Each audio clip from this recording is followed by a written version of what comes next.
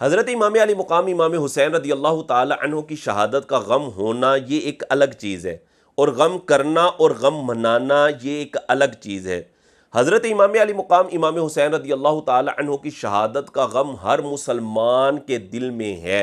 اور وہ مسلمان ہی کیا ہے کہ جس کے دل کے اندر حضرت امام علی مقام امام حسین رضی اللہ تعالی عنہ کی شہادت کا غم نہ ہو۔ ہر مسلمان کے دل میں ہے، لیکن اب دیکھنا یہ ہے کہ شرعاً اب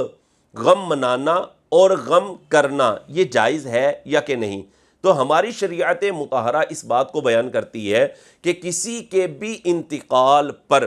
3 دن سے زیادہ غم کرنے اور غم منانے کی اجازت نہیں ہے۔ ہاں، وہ عورت کہ جس کا خاوند فوت ہو جائے، اس کے لیے شریعت حکم یہ دیتی ہے کہ وہ 4 ماہ اور 10 دن تک سوگ میں رہے گی، غم کرے گی، غم منائے گی۔ اس کے علاوہ کسی کو بھی اجازت نہیں ہے کہ کسی کے بھی انتقال پر 3 دن سے زیادہ وہ غم کرے۔ اب موجودہ ہمارے ہاں جو محافل کا انعقاد کیا جا رہا ہوتا ہے، اور ایسی محافل کا بھی انعقاد ہوتا ہے کہ جس میں باقاعدہ طور پہ تصنع کے ساتھ تکلف کر کے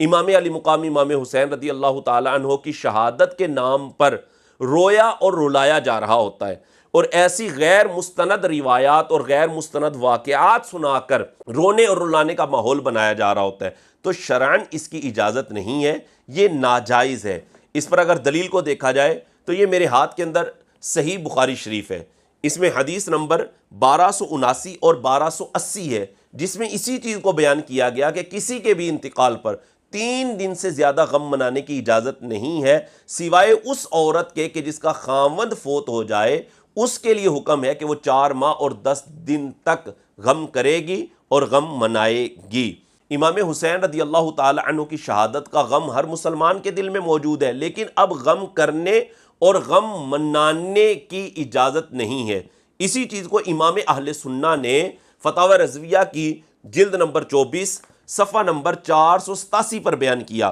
آپ نے ارشاد فرمایا، کون سا سنی ہوگا کہ جسے واقعہ حائلہ کربلا کا غم نہیں، یا اس کی یاد سے اس کا دل مخزون اور آنکھ پرنم نہیں۔ ہاں، مصائب میں ہم کو صبر کا حکم فرمایا ہے، جزا فضا کو شریعت منع فرماتی ہے، اور جسے واقعی دل میں غم نہ ہو اسے جھوٹا اظہار غم ریا ہے، اور قصدن غم آوری اور غم پروری خلاف رضا ہے۔ اس میں بھی اعلیٰ حضرت رحمۃ اللہ علیہ نے اس چیز کو بیان کیا کہ غم کرنے اور غم منانے کی اجازت نہیں ہے۔ ہاں، یہ ہو سکتا ہے کہ کوئی شخص واقعہ کربلا کو پڑھے یا سنے، یا فضائل اہل بیت کو پڑھے اور سنے، اور ان کی آزمائشوں کو وہ سنتا ہے کہ اتنے امتحانات ان پر آئے ہیں، پھر ان کی محبت کے اندر بے ساختہ اس کی آنکھوں سے آنسو نکل آتے ہیں، تو یہ ایک محبت کی علامت ہے، یہ جائز ہے۔ لیکن تصنع کے ساتھ تکلف کر کے، بناوٹی صورتیں اختیار کر کے باقاعدہ طور پر رونے اور رلانے کی بات کرنا، اور رونے اور رلانے پر جناب واقعات غیر مستند سنانا، یہ درست نہیں ہے، اس سے بچنا ضروری ہوگا۔